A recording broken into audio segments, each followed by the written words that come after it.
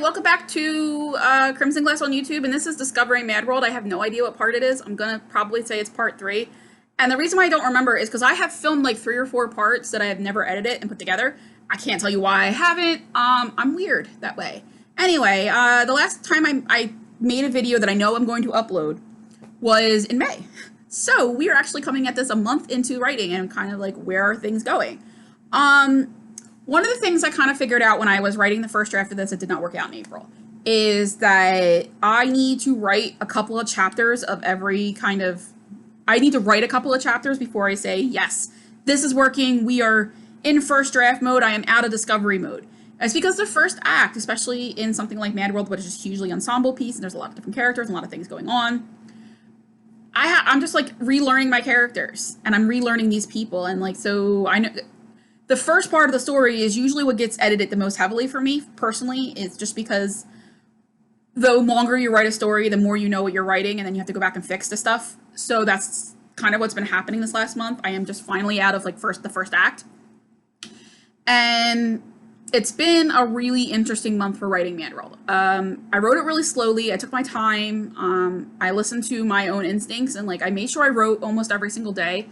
I didn't write a little bit in the first of the month, and then I had a couple of days, like I took a couple of Sundays off. I took yesterday, because this is Tuesday, June 30th. I took this last Sunday off, just to kind of give myself, like, make sure I'm spacing myself out and pacing myself, because NaNoWriMo is coming up, and I want to make sure I'm there. But I knew I wanted to build my way there, so I did it really slowly. I talked a little bit about this in my site and story status, so if you've seen this video, some of it's going to be a little bit of an overlap. What I did was I use an app called Focus. I think I paid for it. I'm not gonna lie, I think it's like $4 because I wanted to do in different categories, because like I'm always trying to time myself and make sure like I need to help focus. So I have an app called Freedom that helps me turn off websites. I don't turn off all of my websites, because I found when I just turned them all off, it turned off Spotify, which I used to listen to music, and then I couldn't like run and do research while I was writing. So I just turned off like Twitter and Facebook and like just things I knew that I was gonna like distract me. So I turn those off, and then I use Focus like it's like a Pomodoro timer, where it gives you, I write for 25 minutes and then I have a 5-minute break. And then that 25 minutes, I write and I research, but like I'm actively working, focusing, listening to music, turning off everything else. But that takes a lot out of me to put that kind of focus in, because I was coming off of teaching, and with teaching, like you're doing 18 things at once. And when I write, it has to be just that thing. So it's a process of refocusing myself. And when I was in revisions, I wasn't focusing that much on it. That's one of the things that I write daily flash fiction right now. And obviously, if you're watching this video, you know me. So you know that for the last 3 weeks, I've been doing daily flash fictions. And that's been really helpful, because that helps me focus for 25 minutes really early in the morning, 10 o'clock in the morning. And because I've already done it once, when I go back to do it in the afternoon, it's actually much easier for me to get into it, because like I've already done it. So that's how my writing process works. Usually around 3 o'clock, I definitely write, but last week I started writing at 2:30, and then yesterday I started writing around 2, and then I was done by 4. So when I write from 1 to 5, 2 to, like, I am done by 5. Long story short. But that's one of the things I've been working on, and at first it was hard, so I only did it I did one 25-minute sprint, and then maybe a couple of hours later I would do another. And then I started doing 2 at a time.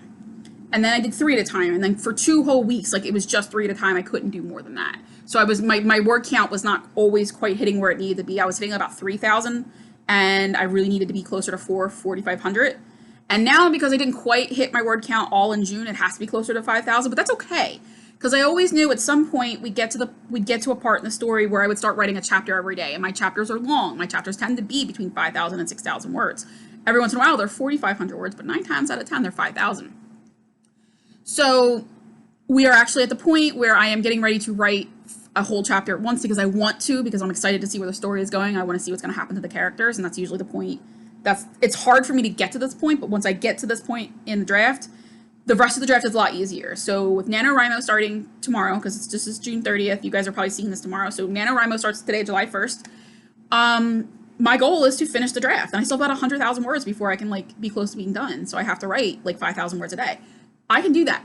I am prolific and capable, and I'm not working my second job like I did the first time I wrote Mad World. Book 1 was written. I worked in the morning, and I would come home in the afternoon, and I would write. I'm not doing that anymore. It's kind of nice. So that's what's been happening in June, just kind of working up building my pacing, building my stamina, building my just investment in the story, playing with the characters. I've had a lot of fun. I wrote a scene with Dante and Lulu that Lulu's been a lot of fun for me to write. I, by the way, hate the name Lulu, so most of my characters are going to call her Lou, just because I can't understand a grown, this is a terrible thing to say, but Lulu is the name of a young child under the age of 12 and a 55 and above woman. It is not from 20 to 50. I hate that name. I've always hated that name. It drove me crazy from the moment they named that child in 1995 or 4, whatever the frick Lulu was born. I have hated that name. Hate it. And the fact that Lulu did not one day say, my name is Leslie Lou. We're going to go with Leslie for a while. You can call me Les, but Leslie, let's call me Leslie. Because, sorry, it's a whole rant about Lulu. I hate that name. So most of my characters are going to call her Lou. But, I've had a lot of fun writing her. The Jason Elizabeth stuff is, really different than I thought it was going to have. They end up having a different conflict than I thought. But this conflict is better, and I'm excited to go back and revise and make it stronger. Because it took me a little while to figure it out. Sunny's got to be dialed back, but the Carly stuff is really working out. I'm doing a lot with Ned, Lois, and Olivia that I'm excited to do. It's really starting to move. It's really going well. And I'm just really happy about how much time I've taken to study the process, because I think a year ago, if I had gotten to July 1st and I'd still been this far away from being done, because we're still 20, 25 chapters away, I would have been more nervous. But now I know that this is normal. For the Broken Girl took a while to write. Mad World Book 2, the first 8 or 9 chapters took me a while to get through, but once I hit chapter 30 and chapter 31 and 32, I started writing it daily.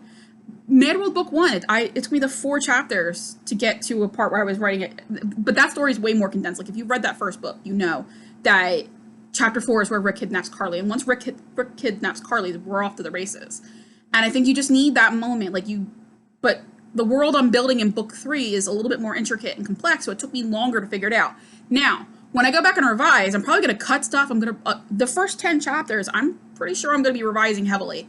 And that's just because I repeated myself a lot with the Carly and Sunny situation, because I just wanted to explore it. And the really kind of interesting thing about having characters have the same exact conversations with multiple characters is that you get different points of views of the same situation, and you understand it better. So Carly and Sunny Carly explains what's happening to Sunny to 5 different people. Bobby explains it to 3 different people. Jason and Elizabeth talk about it ad nauseum. And I'm tired of reading it. So but I needed to know how all of those characters felt about it. So when I go back to revise, I know how to revise better. The Jason and Elizabeth stuff feels a little, for me, I know it's repetitive, but it's because every time I write Elizabeth explaining what she's doing and the choices she's making, I understand those choices better. So I can go back and I can revisit her earlier conversations and just make them a little bit stronger and make them resonate better. So it's been kind of fun for me to learn that it is normal for me, for my process, for the first chunk of the story to take time while I build the world and get to know my characters. It took me, like I said, it's just something I'd never quite understood until I started doing these videos and really talking and writing about my process. So when I go back and look at Fool Me Twice, I'm actually going to go look back at the original draft of what I wrote and see if maybe it's not necessarily there's nothing quite wrong with the original draft.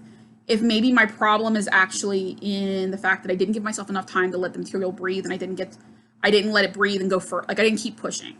So it's a new question to approach to that. So maybe I could have had Fool Me Twice done on time. Who knows? It's just, one of these things. So that is what you got for today. I'm going to try and do these videos a little bit more every couple of days, because it's NaNoWriMo, and I want to check in with you guys. So there's that. All right, so that is it for, I'm going to say part 3. I'm going to say this is part 3. We are at 61,000 words, 10 chapters. I'm starting chapter 11 this afternoon. I'm really excited because I know that the next 2 chapters have some really great Jason and Elizabeth stuff, and that's the stuff I write. I love it. I love my other characters, and I've been writing some really fun Dante stuff, and I wrote a great Jason, for me, personally, in my opinion, I wrote a really great Jason and Alan scene yesterday, so I'm excited. I had a reader who wanted to see Jason more with the Quartermaines, and I'm like, great, you're going to love Mad World, because Mad World is definitely Jason coming back to, I am not Jason Quartermaine I'm Jason Morgan, but Jason Morgan is a part of this family. Like in this story, he's calling Monica mom, and I built up Jason and Monica over the last the last two books. And in this story, he is going to be built into the rest of the family. He and Alan are going to be closer.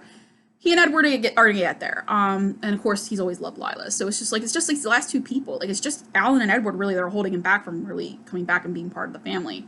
And I am interested in that because we're also going to have a break of the Jason and Sunny relationship too. Finally. Yes.